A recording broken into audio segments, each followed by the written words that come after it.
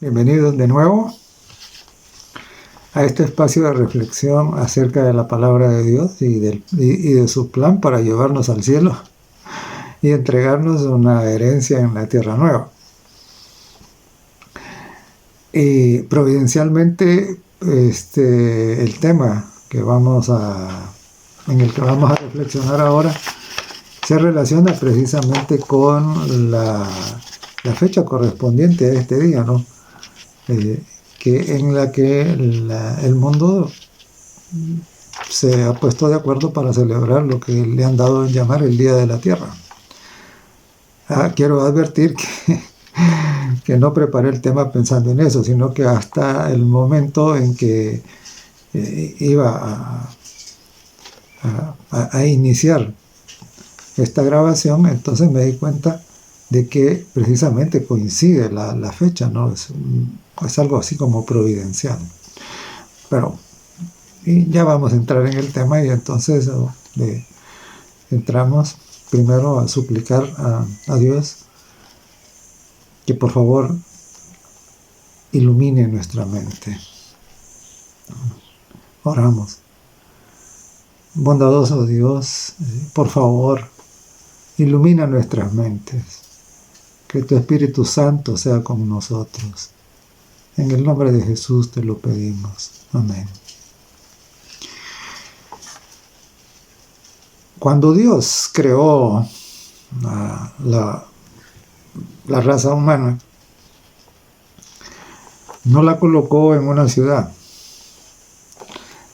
En Génesis, el capítulo 1 y en el verso 8, nosotros leemos: Jehová Dios plantó un huerto en Edén al oriente y puso allí al hombre que había formado. Entonces no lo colocó en una ciudad, lo colocó en medio de la naturaleza, ¿no? Lo colocó en un jardín. Y la Biblia nos dice que era bueno en gran manera. O sea, era algo hermoso. Y ahí no había contaminación absolutamente de ninguna clase. Y un ecosistema perfecto en el que no existía ninguno de todos estos fenómenos que originan lo que hoy llamamos desastres naturales, ¿no? Por ejemplo, sequías o inundaciones, erosión severa, erupciones volcánicas, terremotos, etc. Eso no formaba parte del escenario original que Dios creó para que el hombre viviera ahí. O sea, en el ecosistema perfecto creado por Dios, que la Biblia dice que era bueno en gran manera, todo eso no existía, no estaba. Y cuando nosotros seguimos leyendo en el Génesis, encontramos en el capítulo 2 y en el verso 15 que Dios le confirió o le mandó a Adán de que hiciera algo. Dice el capítulo 2 y el verso 15, ¿no? Dice: tomó pues Jehová Dios al hombre y lo puso en el huerto de Edén para que lo labrara y lo guardase. Entonces, note que es interesante, ¿no? En el mismo origen de la raza humana encontramos nosotros que Dios le asigna una tarea al hombre, ¿no? Y dice que lo pone en el huerto. Es decir, le entrega el ecosistema pristino, ¿no? Sin contaminación. Y le dice que lo labre, es decir, que aproveche lo que el ecosistema le ofrece. Pero también le dice que lo guarde, es decir, que lo cuide, que lo proteja, que lo conserve. Y esta es la razón fundamental por la cual cuidar el medio ambiente es un deber de todo cristiano, de toda persona que se precia ser un seguidor fiel del Dios verdadero, entonces reconoce como su deber cuidar el entorno natural, cuidar el medio ambiente, porque Dios lo mandó. Entonces, no es parte de nuestra, digamos, de nuestra mayordomía. No necesitamos nosotros, los cristianos, ningún mandato adicional a este para cuidar el medio ambiente. No necesitamos acuerdos internacionales. No necesitamos mandatos de hombres. No necesitamos nada. ¿Por qué? Porque nadie puede estar encima de Dios. Y cuando Dios ordena algo, eso se debe hacer. Entonces, claro, labrar y cuidar el huerto, el ecosistema, el entorno natural, la creación que Dios nos entregó, es un mandato de Dios. Por lo tanto, todos los cristianos sinceros debemos de reconocerlo, aceptarlo y obedecerlo, porque es un mandato del Señor. Es un mandato que Dios estableció. Entonces, independientemente de si otros dan órdenes, escriben encíclicas, toman acuerdos, independientemente de eso al final no es la autoridad para nosotros. Nuestra autoridad es lo que Dios ha dicho. Por lo tanto, tenemos eso. Y es interesante, ¿por qué? Porque igual, respecto a todo lo que Dios ha mandado, Él nos va a pedir cuenta. En eso consiste la mayordomía, ¿no? La mayordomía consiste en que se nos asigna una tarea, se nos da una misión y luego tenemos que entregar cuentas por eso. Eso es lo que dice allá en Apocalipsis, el capítulo 22, el capítulo 11 y el verso 18. Apocalipsis 11, 18, disculpen. Apocalipsis 11, 18 dice: y se airaron las naciones, y tu ira ha venido, y el tiempo de juzgar a los muertos y de dar el galardón a tus siervos los profetas, a los santos y a los que temen tu nombre, a los pequeños y a los grandes. Y note cómo termina el verso. Y dice: y de destruir a los que destruyen la tierra. Es decir, Dios nos entregó un ecosistema bueno en gran manera, es lo que la Biblia dice, ¿no? Perfecto. Y entonces cada uno de nosotros tendrá que rendir cuentas de cómo administró esa parte del ecosistema que tuvo bajo su poder. Entonces, y la Biblia dice aquí en Apocalipsis 11, 18, al final los malos mayordomos dice que serán destruidos, dice, y de destruir a los que destruyen la tierra. Y es interesante, ¿por qué? Porque en la segunda epístola que escribe Pedro en el capítulo 13 y en el verso 13, ahí dice: pero nosotros esperamos según sus promesas cielos nuevos y tierra nueva. Es decir, que la buena noticia, el Evangelio, incluye la promesa de que no solo vamos a recibir vida eterna en Cristo, no solo eso, sino que además, después de un periodo de 1000 años en el cielo, Dios nos devolverá la tierra hecha nueva, es decir, restaurada como era cuando se le entregó a Adán. Y no tiene absolutamente ninguna lógica de que Dios le vuelva a entregar un planeta así tan lindo, tan hermoso, tan restaurado, tan perfecto, a los que lo destruyen. Y por eso es que dice que previo a eso destruirá a los que destruyen la tierra, ¿verdad? No tiene sentido que se la vuelva a entregar a los destructores. Solamente va a entregarla a aquellos que han mostrado que en realidad sí están dispuestos a labrarla, a cuidarla, a conservarla, ¿verdad? Así es de que no es un asunto pasajero, es una cosa importante que tiene implicaciones de todo tipo, ¿no? Muy bien, entonces, la degradación, la contaminación y todo esto arruinado y lleno de basura que vemos nosotros ahora en el entorno, existen por causa del pecado. O sea, es consecuencia del pecado. Si el pecado no existiera, todo el planeta no se habría arruinado, no se habría degradado de la manera en que se encuentra hoy. Eso es resultado de ¿qué? Es resultado del pecado. Y esto no necesita explicaciones muy complicadas. Y es quizás la manera más fácil de entenderlo es, por ejemplo, si consideramos el pecado de la codicia.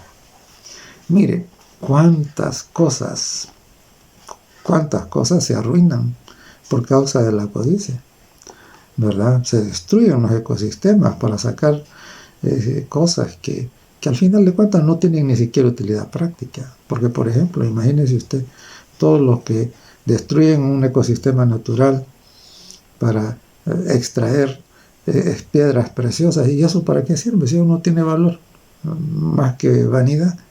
Y entonces es la codicia en ese y en muchos otros sentidos, ¿no? En donde que lleva a arruinar. Y entonces, claro, el mandamiento dice no codiciarás. Y por supuesto, si nosotros hacemos un análisis de cada uno de los mandamientos, entonces vamos a encontrar que la desobediencia de cada uno de esos mandamientos, que la Biblia llama pecado, al final de cuentas tiene un impacto negativo en la degradación de todo el entorno, ¿verdad? Aparte de la degradación de la mente, de la conciencia del ser humano, ¿no? Entonces, claro, por eso es que los acuerdos humanos no pueden resolver las cosas. Y a mí me llama la atención que todos los años hay, o cada ciertos periodos, hay las famosas cumbres internacionales relacionadas con esto que al final de cuentas no resuelven nada, ¿ve? Sino que al contrario, ¿verdad? Hay una serie de cosas que merecen críticas bastante fuertes. Porque, por ejemplo, los que hablan de que no hay que contaminar el ambiente con emisiones de gases de efecto de invernadero, viajando en sus aviones privados, ¿no? Entonces, claro, no tiene sentido, es incoherente totalmente, ¿no? Muy bien, entonces, siendo que la raíz de todos los problemas ambientales, cuando nosotros vamos y vamos hasta el propio origen, ahí lo que encontramos es el pecado. El pecado es la razón por la cual todo eso existe. Entonces, los acuerdos internacionales no van a resolver nada. Eso solo se puede resolver si se resuelve el problema del pecado. Entonces, claro, y precisamente ahí es donde entra, ¿qué? Entra el Evangelio eterno. Porque solamente el Evangelio puede resolver el problema del pecado. Entonces, miremos un poquito, ¿no? Pongamos a funcionar nuestra capacidad mental que el Señor nos ha dado. Es poquita, pero para esto nos sirve. Mire, suponga usted de que todo ser humano que habita en este planeta se arrepiente de la codicia, ¿no? Y entonces comienza a ser responsable con la parte del entorno natural que le toca, ¿no? Sobre la cual tiene poder. El problema se resolvería, ¿verdad? Si cada quien resolviera el problema del pecado en su vida. Y eso solo se puede hacer por medio de Jesucristo. Entonces cualquier otro esfuerzo que no considere la verdadera causa está condenada al fracaso. Siempre va a chocar con los intereses pecaminosos de las personas. Ahora, nuestro tema de hoy, yo lo titulé Caballo de Troya el caballo de Troya del medio ambiente. Y entonces, claro, creo que la mayoría entienden la idea del caballo de Troya, pero por si acaso hay alguno de que no está al día con esto, voy a dar una breve explicación. ¿Qué es el caballo de Troya? Mire, es una historia en una historia contada por Homero, que era un poeta griego, por Homero en la Odisea, y por Virgilio en una obra que se llama La Eneida. Ellos cuentan una historia de una guerra, en donde los que estaban sitiando a la ciudad de Troya, los aqueos, construyeron un enorme caballo de madera, un caballo gigante, ¿no? Por fuera parecía un caballo inofensivo, un trofeo de guerra, ¿verdad? Por fuera. Entonces se miraba bonito, ¿verdad? Y entonces, y claro, los enemigos construyeron el caballo, lo dejaron ahí cerca de la ciudad, de los gigantescos muros, que no habían permitido que la ciudad fuera tomada, y se retiraron, y se metieron en los barcos y supuestamente se fueron. Y adentro, el problema es que adentro del caballo había unos guerreros enemigos. Y entonces los troyanos ingenuamente metieron el caballo en la ciudad, sin saber que adentro del caballo iban sus enemigos. Y claro, por la noche, cuando todo el mundo se retiró a descansar a su casa, los guerreros que iban adentro del caballo salieron y abrieron las puertas de la ciudad, y entonces los otros ya habían regresado. Entonces entraron a la ciudad y la destruyeron, incendiaron, en fin. Troya fue derrotada, ¿verdad? Entonces, basado en esa historia, ¿qué pasa? Basado en esa historia, el caballo de Troya ha servido como un símbolo de algo que aparentemente es inofensivo, pero que por dentro lleva a los agentes del mal, a los agentes enemigos, que van a procurar la destrucción. Eso es la figura del caballo de Troya, ¿no? Y entonces, claro, ahí era una guerra de los troyanos contra sus enemigos, los aqueos.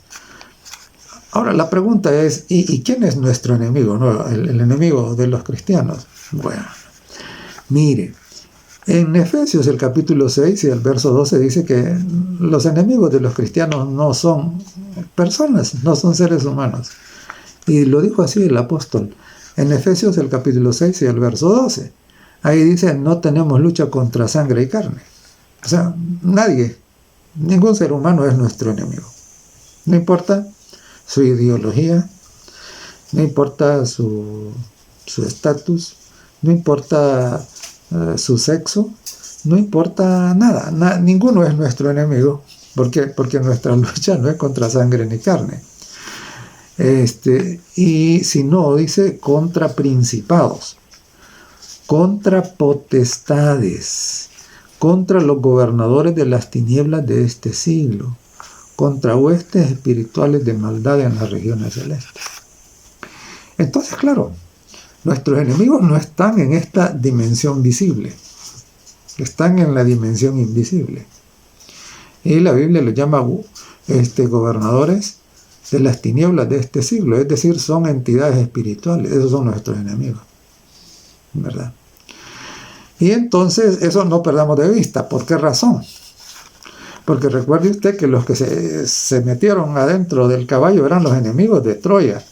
Y entonces ahora, en este caballo que vamos a descubrir ahora actualmente, entonces estos enemigos, estas potestades, son las que se han metido adentro, ¿verdad?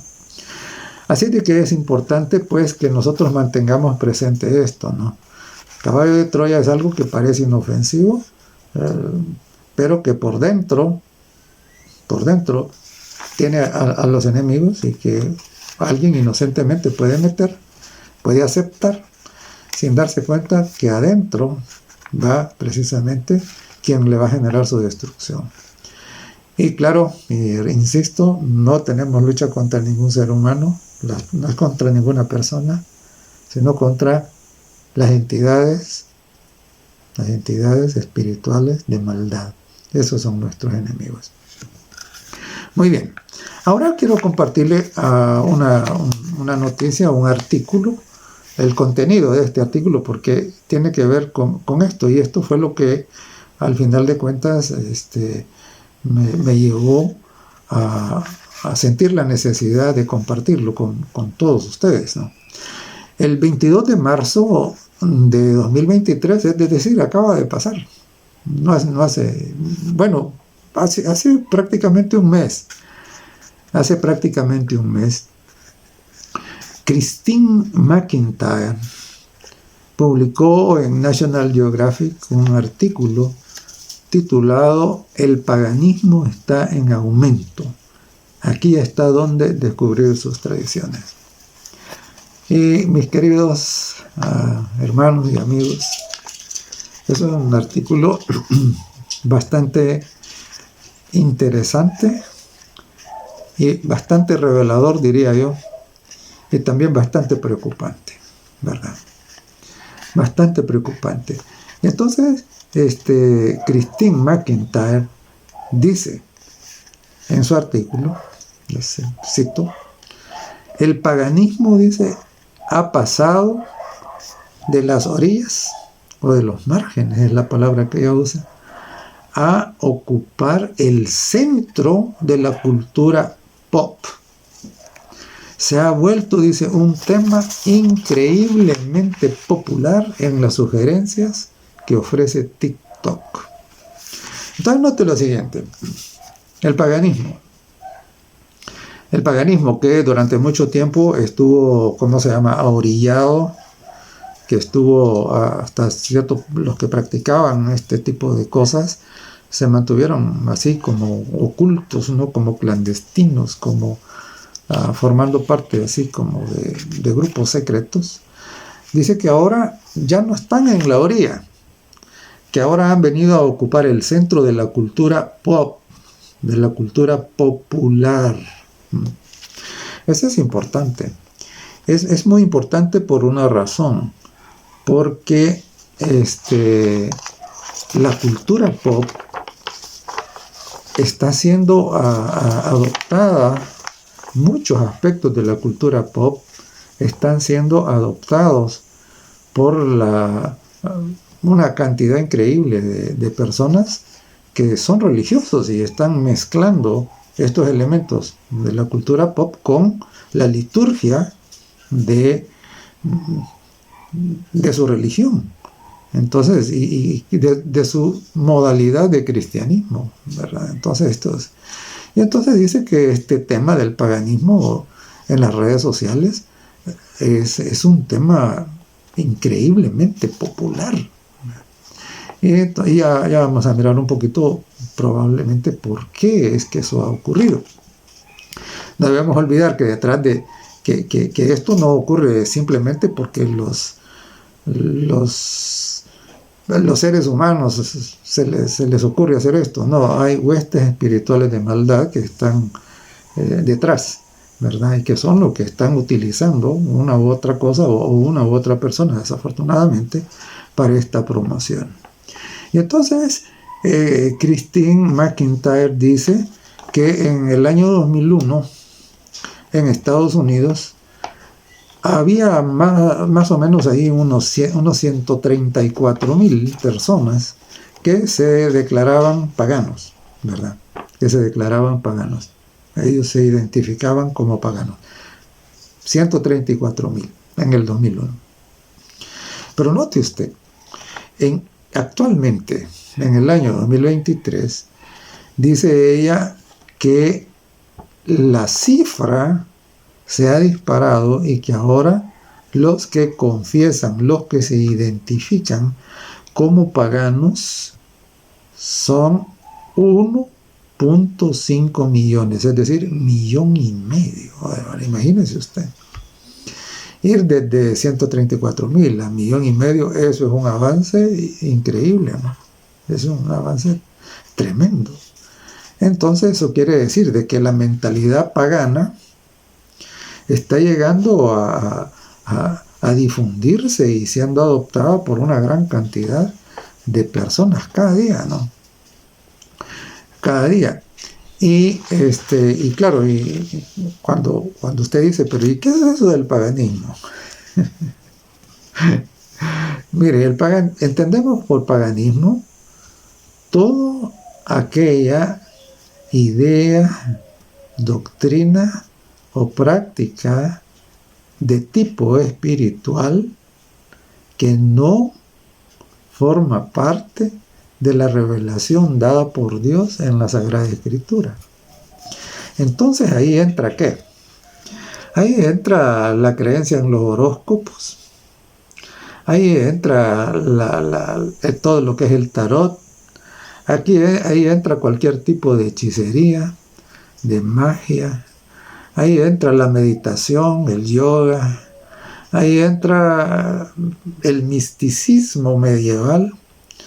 Entonces, en fin, todo este tipo de cosas, ¿no? Las religiones de tipo místico, de origen oriental, la mayoría, el chamanismo, ¿verdad? El vudú, todo este tipo de cosas, ¿no?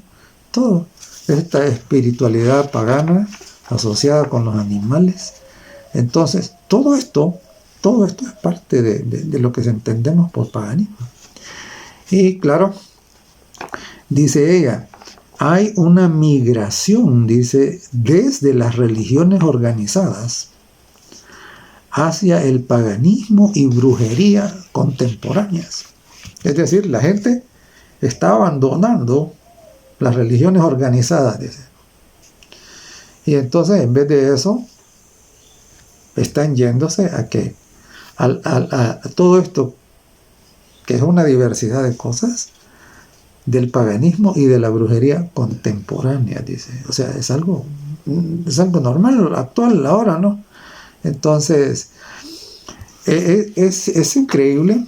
Entonces, como la gente, el asunto es que una religión organizada, de una u otra manera, implica una especie de compromiso para la gente, y la gente compromisos no quiere. Y ellos lo dicen literalmente. A veces uno que conversa con ellos y entonces les presenta el evangelio y ellos dicen sí, qué bonito, ¿verdad? Sí, pero yo compromisos no quiero, dicen. Entonces, claro, lo que no se dan cuenta es que al no comprometerse con Cristo ya se comprometieron con el enemigo, porque eso es lo que dice la Biblia, ¿no? Y si usted piensa que no tiene compromiso con nadie, está equivocado. ¿Ve? Si no tiene compromiso con Cristo, ya tiene otro compromiso, ¿verdad? Y entonces claro, toda esta serie de modalidades diferentes de paganismo, entonces les hace creer que no tienen compromiso, que son libres, ¿verdad? Que cada quien puede, armar su propia espiritualidad, ¿verdad? Y entonces, y disfrutarla, ¿verdad? Y hacer uso de los poderes que eso le confiere, porque también eso está dentro de la de la oferta, digamos, que el paganismo hace a las personas. Y es interesante porque no debemos olvidar, pues, que el paganismo ha llegado a ser parte central de lo que se llama la cultura pop. No olvide eso, ¿verdad? Y como parte de esa cultura, entonces tenemos que, dice que siempre estoy citando, ¿no?, lo que escribe el artículo, en el artículo que mencioné, Christine McIntyre. Ella dice, o sea, no soy yo que lo estoy inventando, pero ella es que lo dice, ahí estoy citando, dice, los movimientos feministas, LGBT, etcétera, ¿no?, la crisis climática y la ansiedad por manifestaciones espirituales místicas alimentan el interés por el paganismo. Muy interesante, ¿no?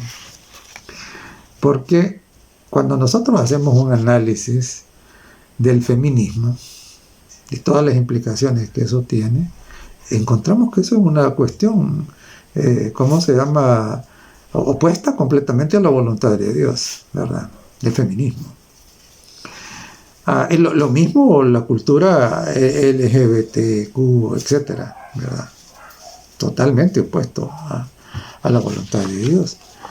Y es interesante también porque, y aquí es donde entramos al asunto del caballo de Troya ahora, porque dice que el movimiento de la crisis climática, el movimiento de la crisis, el feminismo, esta promoción de los LGBT, la ansiedad por experiencias espirituales, sobrenaturales, místicas, y la crisis climática. Ojo, dice que alimentan, dice, el interés por el paganismo. Es interesante. Y por eso no es extraño de que usted ve a los grandes líderes religiosos, entonces ahora que haciendo celebraciones que son claramente cuestiones de hechicería que practicaban los chamanes, ¿no?, antes, y viéndolo como algo así, como una ceremonia, algo natural, que la madre tierra, que la Pachamama, que todo esto. Entonces, y todo esto ha sido abonado, no ocurre por casualidad. Todo esto ha sido abonado precisamente por Hollywood. Mire, es increíble la cantidad de películas que tienen todos estos ingredientes paganos de magia, de brujería, de la nueva era, de religiones orientales, ¿verdad? Y entonces todo, y usted lo encuentra en las películas, lo encuentra en las novelas, lo encuentra en las caricaturas, lo encuentra en todo, y eso ha venido moldeando, y por eso es que ahora eso está en el centro de la cultura pop, ¿no? La música es increíble, ¿no? Entonces, como los diferentes géneros de música, es bastante difícil encontrar un género que no esté contaminado con estos asuntos. Entonces, claro, todo esto es el que ha contribuido a ¿qué? A rescatar todo ese paganismo que había sido orillado por la predicación del Evangelio de Jesucristo. Entonces, es importante entonces que nosotros comprendamos la situación. Y Sarah Pike, que es una profesora universitaria de la Universidad de Chico en Estados Unidos, que es citada por Catherine McIntyre, ella afirma que los paganos, dice, ven el mundo natural como sagrado. Esto es interesante. Porque cuando alguien ve el mundo natural como sagrado, entonces está en realidad, está en el bordecito de una creencia que se llama panteísmo o el panenteísmo, ¿no? En donde, claro, prácticamente se le da a la naturaleza un estatus divino. Y entonces comenzamos nosotros a escuchar todos estos discursos, como por ejemplo la Gaia, la Madre Tierra, la Pachamama y todo este tipo de cosas, que la persona distraída simplemente puede usar esas palabras sin saber lo que eso contiene, ¿no? Y precisamente eso es asunto de ¿qué? Es asunto de considerar a eso como Dios, ¿verdad? Como Dios.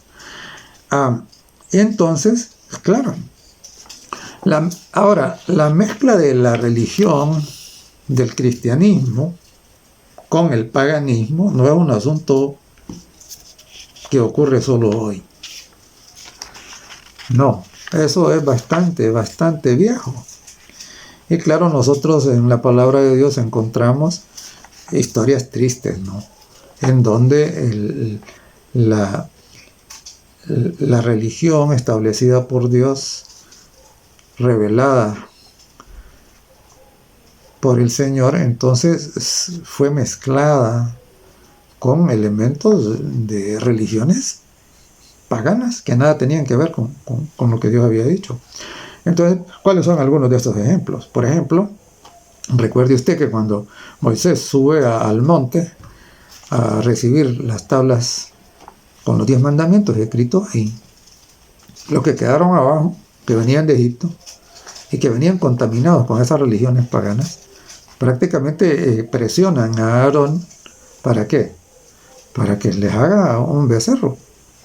Y sucede que en la cultura, en la religión egipcia, el buey Apis, se consideraba que en ese buey, que era un animal vivo, en ese buey, ahí residía Dios, que el Espíritu de Dios estaba ahí. Entonces adoraban al buey, entonces, porque creían que el buey era la habitación de la divinidad. Y que cuando ese buey se moría, entonces el espíritu que había en él, la divinidad que había en él, migraba hacia otro buey. Y entonces adoraban al otro buey. Entonces, esto era la influencia, esto era lo que las ideas que tenían, paganas, que tenían. Y entonces ahora le dicen a Aarón, el sumo sacerdote que Dios había escogido, ¿no?, que quieren ahora mezclar. Entonces, nosotros vemos ahí cómo Aarón cobardemente, ¿sí?, se convierte en un cómplice de esto. Y entonces inician un ritual con que no tenía nada que ver con lo que Dios había dicho. Y entonces hacen una estatua de un becerro que representaba al buey Apis, ¿verdad? Y entonces danzan y gritan y caen en inmoralidades y todo como parte de las ceremonias, ¿no? Eso era. Entonces ahí tenemos, por ejemplo, una mezcla bien típica de la religión ordenada por Dios con el paganismo, pero eso no fue lo único. En Segunda de Reyes, el capítulo 12 y el verso 32, ahí nosotros encontramos cómo Jeroboam, el rey de Israel, del reino del norte, cómo él repite la misma experiencia, ¿no? Mezcla la religión revelada por Dios con los elementos paganos, y él igual construye o edifica altares con unos becerros en Dan y en Betel, y entonces hay una mezcla de religión pagana con la religión verdadera, con muchos elementos de la religión verdadera, como para que la diferencia no fuera ofensiva, ¿verdad? Entonces notemos, el paganismo entonces es el enemigo que va adentro de ese caballo, ¿no? La religión, la religión se parece bastante a la establecida por Dios, pero adentro lleva ¿qué? Adentro lleva estos elementos, estos ingredientes paganos, que son los enemigos, ¿no? Y claro, tenemos otros casos, y claro, los casos en la Biblia de esta naturaleza abundan, ¿no? Lo mismo hizo incluso el rey Salomón, ¿sí?, que edificó altares a Moloch, a Astoret, a Milcom, a Baal. Entonces, claro, esa mezcla, es decir, adoptar estos elementos y meterlos ahí como parte del culto verdadero, ¿no? Meterlos ahí y hacer esa mezcla. Entonces, ahora, ¿y qué está pasando ahora? Porque igual Salomón y Jeroboam y el mismo Acaz, que hizo lo mismo, ¿no? Entonces, y todos estos que hicieron esto ya es cosa del pasado. Ahora usted es el que está vivo, yo también. ¿Y qué está pasando ahora, no? Lo que está pasando es esto, ¿no? Mire, el ambientalismo, el paganismo se ha introducido adentro del caballo del ambientalismo. Y entonces, al punto de llevar porque recuerde que el paganismo es religión al final de cuentas, ¿no? Entonces ha llegado metido el paganismo en el ambientalismo, ha llegado precisamente a convertirse en una religión que está llegando a dominar la mente de la humanidad. Y es decir, la crisis climática, como decía ella Christine McIntyre, está sirviendo y está alimentando el interés por el paganismo, ¿no? Y entonces, ¿qué es lo que está ocurriendo? Lo que está ocurriendo es lo siguiente. Las religiones están abandonando su razón de ser para enfocarse en la meta ¿de qué? De resolver la crisis climática. ¿Y es malo resolver la crisis climática? No, eso no es malo.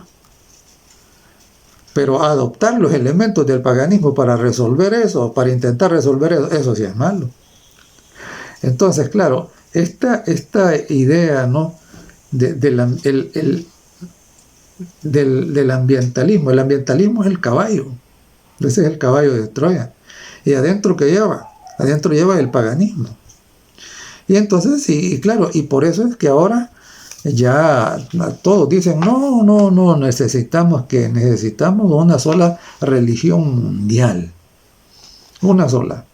Las doctrinas, de esas olvidémonos, ¿verdad? No, necesitamos una sola religión mundial, que acepte todas las culturas, que acepte todas las liturgias, que acepte todo, pero que tenga como propósito la paz y la solución de la crisis climática. Entonces, note, ya no es el asunto, las religiones y el cristianismo especialmente, ha perdido el foco de ¿qué? De resolver el problema del pecado, de redimir al ser humano. ¿Para qué? Para que reconozca la soberanía de Dios, se someta a ese Dios maravilloso, ese Dios de amor, y entonces tenga oportunidad de vida eterna y tenga oportunidad de recibir la tierra nueva otra vez, como era originalmente, ¿no? Es decir, de que el plan original de Dios se cumpla para la raza humana. Eso es el propósito del Evangelio de Jesucristo. Esa es la razón por la cual Jesucristo entregó su vida en la cruz y resucitó el tercer día y está sirviendo como nuestro abogado, como nuestro sumo sacerdote ahora en el cielo. Y vendrá muy pronto para llevarnos, para llevar todo aquel que no pierda de vista el foco correcto del cristianismo. Pero cuando el cristianismo se entrega al cumplimiento de otra misión, que no es esa, que no es la misión establecida del Evangelio, del verdadero Evangelio, entonces, claro, se está convirtiendo en una falsificación. Y claro, es bien popular que pensar en una sola religión mundial, todos somos hijos de Dios, todos queremos la paz, todos queremos resolver la crisis climática. Entonces, claro, ese es el caballo que permite que nuestros enemigos, que no son seres humanos, sino que son huestes espirituales de maldad, se metan ahí y ellos establezcan, se rebelen, se manifiesten, entonces sugieran planes e impulsen acciones que son precisamente contrarias a la voluntad de Dios. Entonces usted podría decirme, no, hermano, pero es que usted es muy exagerado, ¿verdad? Usted está diciendo de que todo esto del medio ambiente entonces se está haciendo religión y no es tanto así. Mire, los hechos hablan. Los hechos hablan, ¿verdad?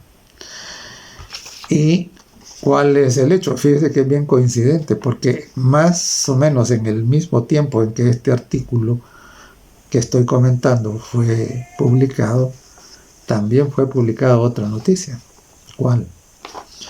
La otra noticia que fue publicada más o menos en esos días fue el hecho de que la Facultad de Teología de la Universidad de Helsinki, en Finlandia, le iba a conferir un doctorado honoris causa a la activista radical ambiental, ecologista, Greta Thunberg. Y es interesante, ¿verdad? Porque, claro, que le confieran un doctorado honoris causa por ser activista ambiental, uno esperaría que le den un doctorado honoris causa ¿en qué? En geografía, por ejemplo, ¿no? O en ciencias, o en biología, si quiere, para ser más específico, pero no. El doctorado que le van a dar es un doctorado en teología. Entonces, dígame usted, ¿están convirtiendo esto en religión, sí o no? Sí. Si no, ¿y la teología de qué trata? ¿Acaso no trata de las religiones? De religión. Entonces, está clarísimo. Está clarísimo. Las huestes espirituales de maldad le están dando un premio, ¿verdad? Porque les está sirviendo bien la muchacha, ¿verdad? Y entonces, está claro, todo esto está convertido en una religión mundial, que es un costal, por decirlo de alguna manera, es un saco, es una caja, en donde se está metiendo a todo el mundo, no importa si es brujo, no importa si es budista, no importa si es islámico, no importa si es judío, no importa si es evangélico, no importa si es católico, no importa nada. Todos en la misma caja. ¿En busca de qué? Supuestamente en busca de la paz y resolver la crisis climática. ¿Sabe cómo le llama la Biblia a eso? La Biblia le llama Babilonia. Así le llama, ¿verdad? Y entonces, claro, esa es la realidad en la cual nos encontramos ahora. Todo esto, recuerde, todo esto no está aislado. La música, el cine, los medios, las redes sociales, ¿verdad? Todo empuja a qué, todo empuja a esto. Las universidades, ¿verdad? Las escuelas, el sistema educativo, todo empuja a esto. Es increíble, ¿no? Y entonces, claro, entonces todo esto se está revistiendo con el barniz de ¿qué? El barniz de la religión. Entonces, claro, ¿quién está ayudando a consolidar todo esto? Una encíclica que se conoce, que ha sido llamada Laudato Si. Entonces ahí está metido todo. Es el caballo de Troya. Y entonces, en Apocalipsis, el capítulo 16 y los versos 13 y 14, dice: y vi salir de la boca del dragón y de la boca de la bestia y de la boca del falso profeta. Estos tres símbolos que presenta ahí son religiones, diferentes tipos de religión. Y dice que vio salir que espíritus, dice, a manera de ranas, que son espíritus de demonios, que van a los reyes de la tierra, dice, para engañarlos y prepararlos para la batalla de Armagedón. Entonces, claro, todos los que se metan en esto, todos los que sean víctimas de los demonios, porque son los demonios, que se han metido adentro de este caballo, están alistándose para estar en la batalla del Armagedón en el lado equivocado, en el lado que va a batallar en contra de Jesucristo, ¿verdad? Dice en Efesios, el capítulo 5, Porque, claro, algunos dicen, no, pero es que ustedes son de mal agüero, que solo andan denunciando y diciendo esto aquí, lo otro. No, hay que enfocarse en qué, en el amor, en lo bueno. Mire, usted puede creer lo que quiera, usted va a tener que dar cuentas a Dios. Y como yo también voy a tener que darle cuentas a Dios, yo tengo que hacer lo que Dios dice, ¿no? Y me gozo en ello. Y en Efesios, el capítulo 5 y el verso 11, está escrito así. Dice así, mire. Y no participéis, dice, de las obras infructuosas de las tinieblas. Antes bien, dice, reprendedlas. Entonces, claro, mi deber como servidor de Dios, como siervo de Dios, es decir esto. Ese es mi deber. ¿Qué va a hacer usted con esto? Ese ya es un asunto suyo. Pero no olvide que lo que usted haga al respecto, eso tendrá consecuencias eternas. Y que si usted, igual que los troyanos, agarra este caballo y se lo lleva, usted tiene que saber que adentro van las huestes espirituales de maldad. Que ahí van. Y que usted las está abrazando, aunque le parezca que esto es inofensivo, que esto es bueno y todo.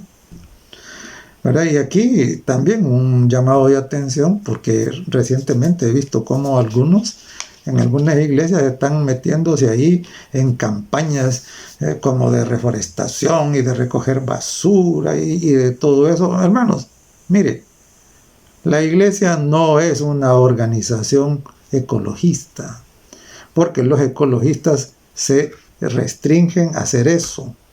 La iglesia existe para advertir al mundo que Jesucristo viene pronto, que Jesucristo entregó su vida porque nos ama y que vendrá muy pronto para llevarnos de nuevo, que el fin del mundo está cerca. Para eso existe. No se distraiga, hermano, con todo eso. Ahora, si usted quiere sembrar arbolitos, siémbrelos, está bien, pero no dedique el tiempo de la iglesia para eso. Usted no es para eso, ¿verdad? Entonces esa no es nuestra misión. Nuestra misión es advertir al mundo de lo que está ocurriendo y lo próximo a ocurrir. ¿Para qué? Para que tengan oportunidad de salvarse. Si después de todo, y este planeta no dice en 2 de Pedro 3, 10 al 12, pues, que todo aquí se va a quemar. Y entonces, claro, ahora, por supuesto, yo personalmente tengo ahí árboles sembrados y este año pienso sembrar más. Sí, pero eso es una actividad muy personal, colateral. Esa no es la misión de mi vida, ¿verdad? La misión de la iglesia es enfocarse en predicar el mensaje de los 3 ángeles de Apocalipsis 14. Para eso existimos como iglesia. Así que no se distraigan, ¿verdad? Y entonces, claro, esto es para los que ya, pues sí, forman parte de la iglesia. Ahora los que no, y que todavía están en esa indecisión, piénsenlo bien. No metan el caballo de Troya del ambientalismo en su mente y en su corazón y le dediquen su vida. Porque adentro lleva ¿qué? Adentro lleva a los enemigos. Y es interesante, ¿verdad? ¿Por qué? Pues sí, porque si usted se pone a hacer todo ese tipo de cosas, es posible que le den un premio, igual que a Greta, ¿verdad? A Greta le están reconociendo precisamente todo su activismo y todo su show y todo eso, ¿no? Y nosotros no debemos olvidar lo que Satanás le dijo a Jesús en el desierto. Le dijo así en Mateo 4:9: todo esto te daré si postrado me adorares. Y entonces, claro, cuando usted agarra el caballo de Troya del ambientalismo, con esas entidades espirituales de maldad adentro, entonces, ¿qué pasa? ¿Qué está haciendo? ¿En qué va a terminar?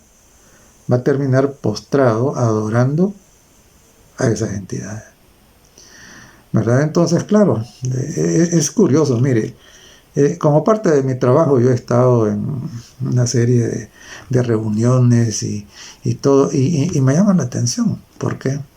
Porque en varias de ellas sí se permitía que lo que llaman las prácticas ancestrales de religión y de invocación de espíritus y de todo eso se hiciera. Eso sí se permitía.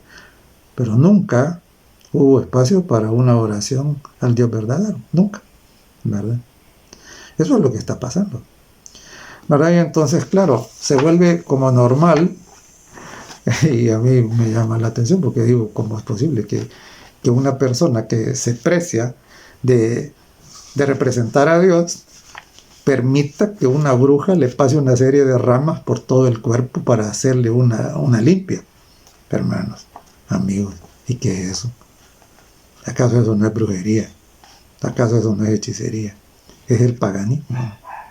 Pero no, se acepta como algo natural, y entonces que el asunto de la Pachamama, el asunto de la Madre Tierra, el asunto de Gaia y todo eso prima, ¿verdad?